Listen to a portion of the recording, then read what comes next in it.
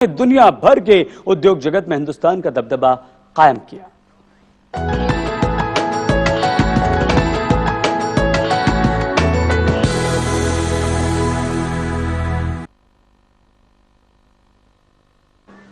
धीरू भाई अगर आज जिंदा होते तो 77 साल के होते। आज वो हमारे बीच नहीं हैं, लेकिन उनके कदमों के निशान पर चल रहा है हिंदुस्तान का उद्योग जगत। उनका मंत्र था, सपने देखो, खूब सोचो, मुश्किलों से लड़ो, मुश्किलों को मुनाफे में बदलो।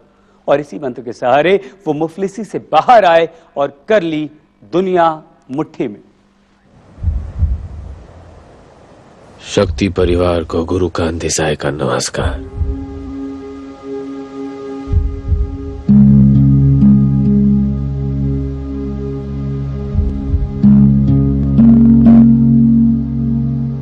सपने मत देखो। जिंदगी नाम है सपने देखने का, उन्हें सच करने का। कुछ ऐसा कर गुजरे कि जब हम इस दुनिया से कूच करें तो जिंदगी की रेत पर कदमों के निशान रह जाएं। एक सोच थी, एक सपना था। ये फलसफा था उस इंसान का जिसने मुट्ठी में कर ली दुनिया, जिसने हिंदुस्तान को सपने देखना सिखाया। उस अजीमो शान शख्सियत का नाम है धीरू भाई अंबानी, जिसने अपने दम पर फर्श से अर्श तक का सफर तय किया और बदल कर रख दिया हिंदुस्तान के बिजनेस और उद्योग का नक्शा।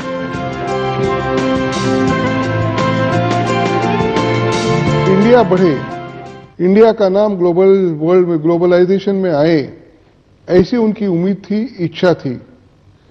मैं ये सोचता हूं आज भी वो आसमान से, हेवन से देखते होंगे नीचे, और इंडिया जिस दृष्टि से जा रहा है, जिस पथ पे जा रहा है, उससे वो सुखी होते होंगे, खुश होते होंगे। उनको लगता होगा कि उन्होंने जो सोचा ऐसे ही जा रहा है।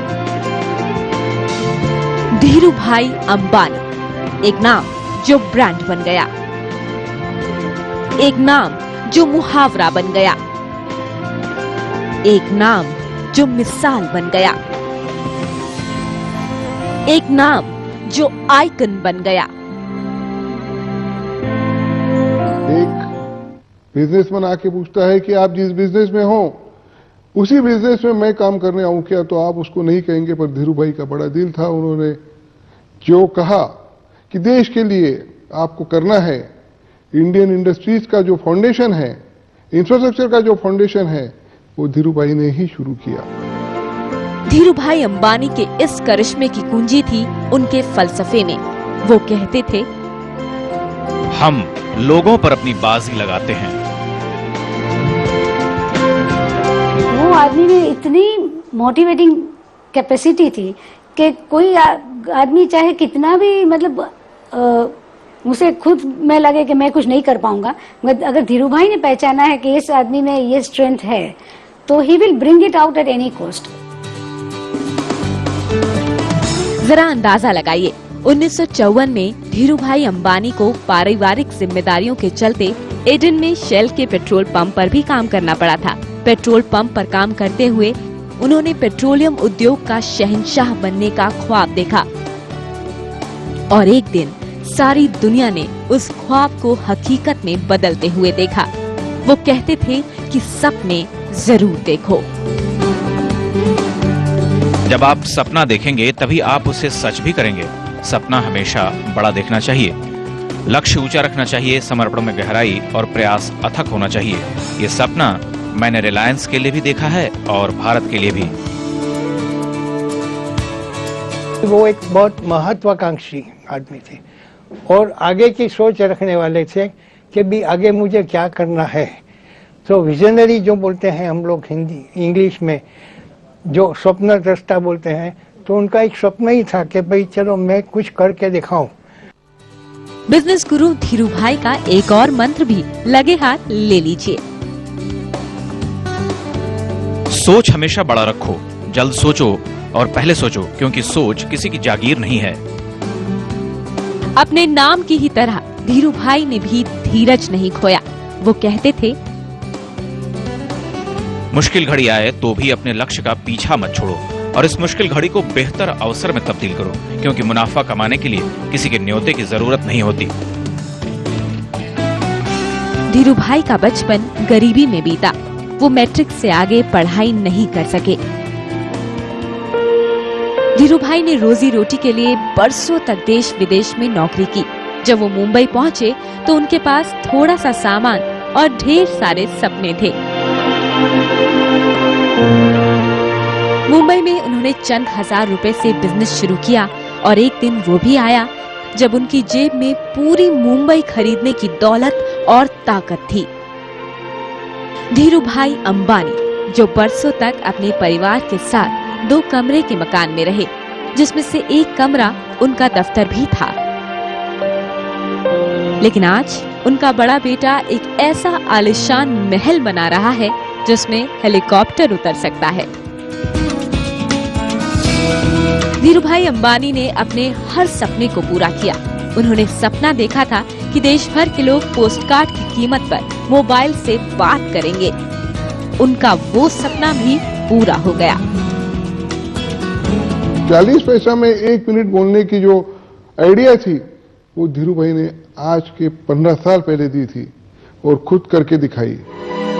धीरू भाई के सपने ने शहर से लेकर गांव तक की तस्वीर बदल दी।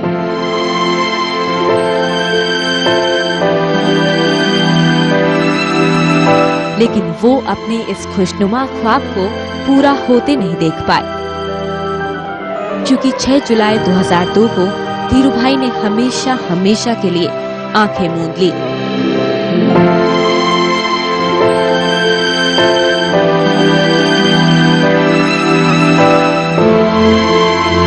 और दुनिया के लिए एक संदेश छोड़ गए कि कामयाबी की बुलंदी के लिए जरूरी है कि सच्चे मन से सपने देखो। शिखर सिंह और प्रीति ठाकरे के साथ प्रीति सोमपुरा, मुंबई, न्यूज़ 24। बहुत मस्त तबीयत के थे धीरू भाई। दिल से सोचते थे, दिमाग से काम करते थे, पक्के यारबाज थे। जूनागढ़ के एक छोटे से गांव में उन्होंने जन्म लिया और बाद में उन्होंने अपने हौसले और मेहनत से रिलायंस का ये बहुत बड़ा एम्पायर खड़ा कर दिया। तारीफ देखिए, शोहरत के आसमान पर पहुंचने के बाद भी वो अपने गांव की गलियों को नहीं भूले।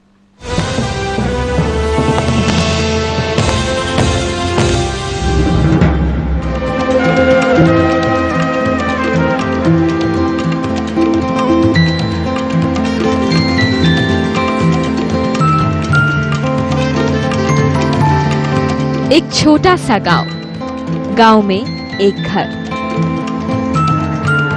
वैसे ही जैसे आम घर हुआ करते हैं।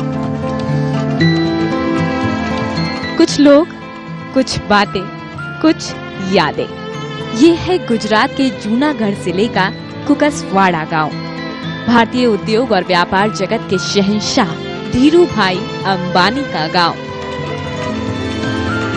और ये घर जो आप देख रहे हैं, ये है एक स्मारक, क्योंकि इस घर में 28 दिसंबर 1932 में एक ऐसे शख्स का जन्म हुआ जिसने भारत को दुनिया की आर्थिक महाशक्ति बनने का सपना दिखाया।